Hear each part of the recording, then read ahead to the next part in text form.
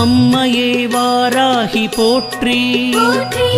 ஆதியே சூலியே போற்றி, இன்னல்களை தீர்ப்பவளை போற்றி, ஈடில்ல நாயகி போற்றி, உமையவளை சக்தியே போற்றி, ஊழ்வினை தீர்ப்பவளை போற்றி, என் குல தெய்வமே போற்றி, ஏகாந்த நாயகி போற்றி, ஐயம் தீர்ப்பவளை போற்றி, ஒப்பிலா மாமணியை போற்றி, ஓம்கார நாயகியை போற்றி.